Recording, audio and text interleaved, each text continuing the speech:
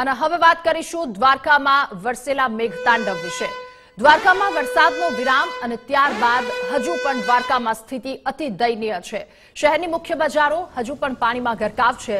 પાણીના ભરાવાથી સ્થાનિકો મુશ્કેલીમાં મુકાયા છે। લોકોના ધંધા રોજગાર પર બંધ રાખવા પડે તેવી સ્થિતિનું સર્જન થયું છે। તો દ્વારકામાં મેઘરાજાએ વિરામ લીધો છે, પરંતુ પરિસ્થિતિ હજુ પણ યથાવત છે। પાણી ભરાવાથી સ્થાનિકો મુશ્કેલીમાં મુકાયા છે। લોકોના ઘરમાં પાણી ઘૂસી ચૂક્યા, રસ્તાઓ જળમગ્ન અને આ પરેશાનીથી લોકો હજુ પણ પીડાઈ રહ્યા છે। ધંધા રોજગાર બંધ રાખવા પડે તેવી સ્થિતિનું હજુ પણ નિર્માણ છે, તેવી સ્થિતિ હજુ પણ યથાવત છે અને આ દયનીય સ્થિતિ। વધુ માહિતી મેળવીશું। આપણી સાથે જોડાઈ ચૂક્યા છે સંવાદદાતા રહીમ લાખાણી। રહીમ, દ્વારકામાં વરસાદનો વિરામ તો થયો, પરંતુ હાલની પરિસ્થિતિ શું, લોકો શું કહી રહ્યા છે? ચોક્કસપણે હું સીધા દ્રશ્યો બતાવવાના પ્રયાસ કરીશ, કારણ કે મેઘરાજાએ તો વિરામ લીધો છે, વરસાદે વિરામ લીધો, પરંતુ ક્યાંક ને ક્યાંક હજી પણ જે દ્વારકાની મુખ્ય બજાર છે ત્યાં પાણી ભરાયેલા છે તે જોવા મળી રહ્યા છે। લોકો આ જ પાણીની અવર જવર કરવા માટે મજબૂર બન્યા છે। તો બીજી બાજુ પાણી જે ભરાયેલા છે તેના કારણે જે ધંધા રોજગાર છે તે પણ બંધ રાખવા પડે તેવી પરિસ્થિતિ છે। પાણી તો ઓસર્યા છે, પરંતુ ક્યાંક ધંધા રોજગાર હજી પણ નથી શરૂ થઈ શક્યા। બીજી બાજુ અમુક દુકાનદારો છે તે પોતાના જે દુકાનો છે તે પણ સાફ કરતા નજરે આવી રહ્યા છે।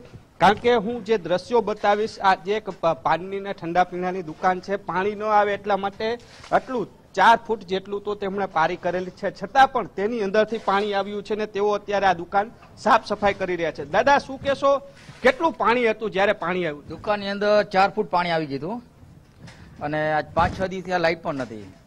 શું પરિસ્થિતિ, હજી પણ આ પાણી ઓસરતા નથી, શું કારણ લાગ્યું? એ તો તંત્રને ખ્યાલ આવશે, અમનારા ઉપર તો ખ્યાલ ના। આ વર્ષમાં કેટલામી વાર આ પૂર આવ્યું? આ બીજી વખત પાણી આવી ગયેલું છે।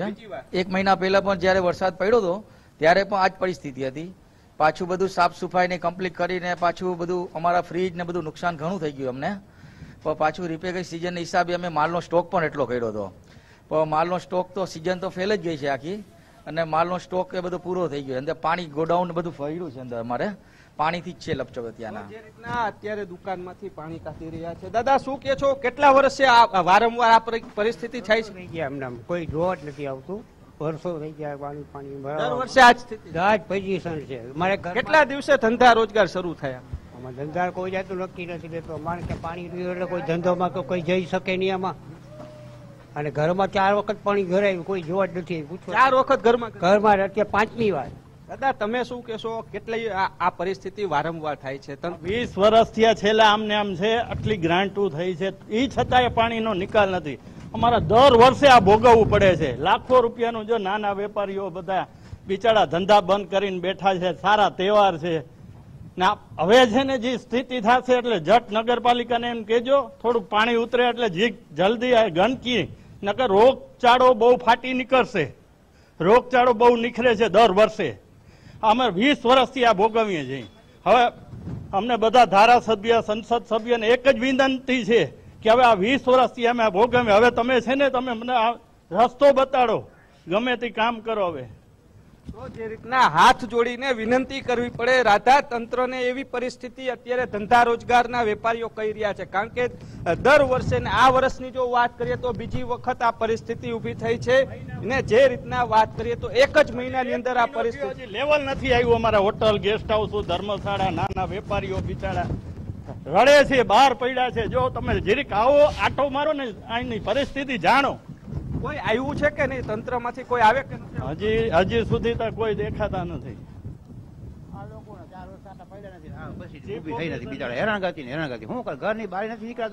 ચીફ ઓફિસર ને બધાને અમારી વિનંતી છે, હવે રોગચાળો ફાટશે, પાણી થોડો થોડો નિકાલ થાય છે, નિકાલ થાય એટલે તરત નગરપાલિકાની ટીમને મોકલો।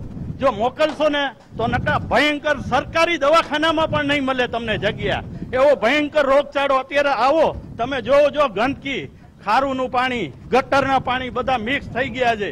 હાલવાનું કઈ છે નહીં, કાં તાત્કાલિક ઘોડી મોકલો એટલે કોઈ દુકાનમાં કોઈ જઈ શકે કે અહીં એના ઘરે કોઈ જોવા નથી આવી પડતા। તો જે રીતના લોકોની વેદના છે તે અત્યારે જોવા મળી છે રાધા, કે જે રીતના પાણી ભરાયેલા છે, ગંદકીના પાણી પણ એટલા જ ભેગા થયા છે, ને આગામી સમયમાં જો પાલિકા દ્વારા કોઈ કાર્યવાહી નહીં થાય તો રોગચાળો પણ ફાટી નીકળે તો પણ નવાઈ નહીં, કારણ કે ગટરના પાણી પણ છે તે ઉથલો મારી રહ્યા છે. હાથ જોડી અને વિનંતી કરતા હોય તેવા દ્રશ્યો છે અત્યારે જોઈ રહ્યા છે. ગુજરાત ફર્સ્ટના માધ્યમથી તંત્રને કહી રહ્યા છે કે હવે તો કંઈક તમે કાર્યવાહી કરો, હવે તો વરસાદ રહી ગયો છે, હવે તો પાણીનો નિકાલ કરો. પરંતુ હજી પણ દ્વારકા છે તે પાણીની અંદર જ હોય તેવી પરિસ્થિતિ છે તે ઊભી થઈ છે. મુખ્ય બજાર હજી પણ જે કહી શકાય કે પાણીમાં જ ગરકાવ, કારણ કે ધંધા રોજગાર નથી થઈ રહ્યા. જે સાતમ આઠમના તહેવાર હતા તેનો પણ ધંધો રોજગાર નથી કરી શક્યા, પરંતુ ઉલટાનું હવે બીમારીમાં સપડાય તેવી પરિસ્થિતિ છે તે ઊભી થઈ છે. જી બિલકુલ રહીમ, આ શરમજનક કામગીરીનો બોલતો પુરાવો છે કે જે રજૂ થઈ રહ્યો છે. આભાર આપનો તમામ વિગતો સાથે જોડાવા બદલ.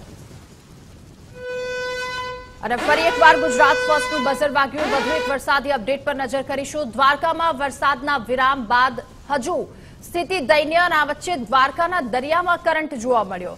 દરિયા કિનારે ભારે પવન ફૂંકાઈ રહ્યો છે. 10 થી 15 ફૂટ ઊંચા મોજા ઉછળી રહ્યા છે.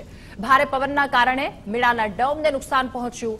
લોકોને દરિયાકાંઠે અવરજવર ન કરવા માટે તંત્ર દ્વારા સૂચના આપવામાં આવી રહી છે. ત્યારે 10 થી 15 ફૂટ જેટલા ઊંચા મોજા ઉછળી રહ્યા છે.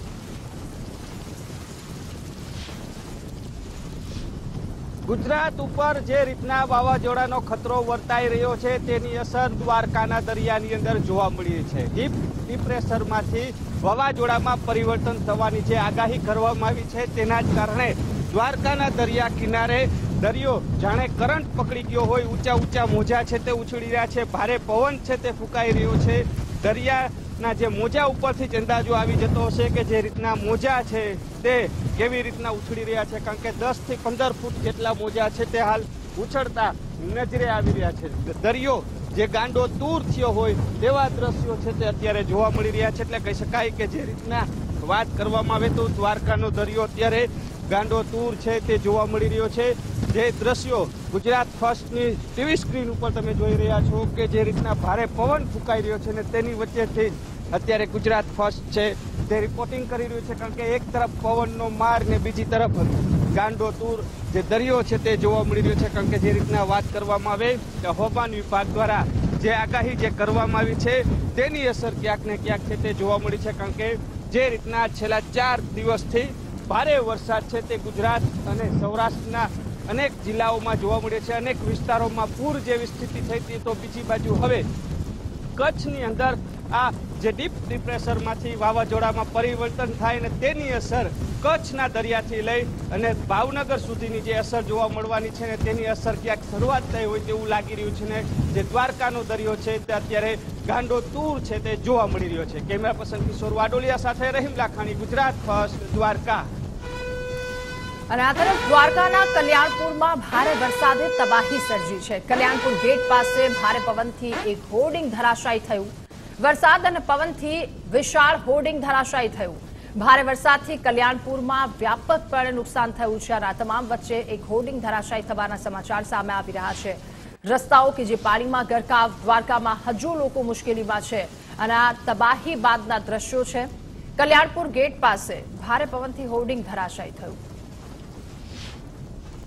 દ્વારકા જિલ્લામાં છેલ્લા 4 દિવસથી વરસી રહેલા વરસાદના કારણે વ્યાપક તારાજીના દ્રશ્યો જોવા મળી રહ્યા છે. ત્યારે ગુજરાત ફર્સ્ટ ગ્રાઉન્ડ ઝીરો પર પહોંચ્યું છે. આ દ્રશ્યો છે કલ્યાણપુર બસ સ્ટેન્ડ પાસેના. કલ્યાણપુર ગેટ પાસેનો જે હોર્ડિંગ્સ છે તે જમીનદોસ્ત થયું છે. આપ દ્રશ્યોમાં જોઈ શકો છો કે ભારે પવન અને ભારે વરસાદના કારણે હોર્ડિંગ્સો પડી ગયા છે, સાથે બોર્ડ પણ પડી ગયા છે. આપ દ્રશ્યોમાં જોઈ શકો છો કલ્યાણપુર નું તળાવ છે તે છલોછલ ભરાઈ ચૂક્યું છે. ભારે વરસાદના પગલે વ્યાપક તારાજીના દ્રશ્યો હાલ દ્વારકા જિલ્લામાં જોવા મળી રહ્યા છે. ત્યારે કલ્યાણપુરમાં પણ વ્યાપક તારાજીના દ્રશ્યો જોવા મળી રહ્યા છે. છેલ્લા 4 દિવસથી તેજ પવન સાથે ભારે વરસાદના કારણે જનજીવન પ્રભાવિત થયું છે. તો ઠેર ઠેર અનેક હોર્ડિંગ્સો અને વૃક્ષો પણ ધરાશયી થયા હોવાના કિસ્સાઓ સામે આવી રહ્યા છે. ત્યારે દ્વારકા જિલ્લામાં છેલ્લા 4 દિવસથી વરસી રહેલા વરસાદે વ્યાપક તારાજી સર્જી છે. ધર્મેન્દ્ર ઉપાધ્યાય, ગુજરાત ફર્સ્ટ, દ્વારકા.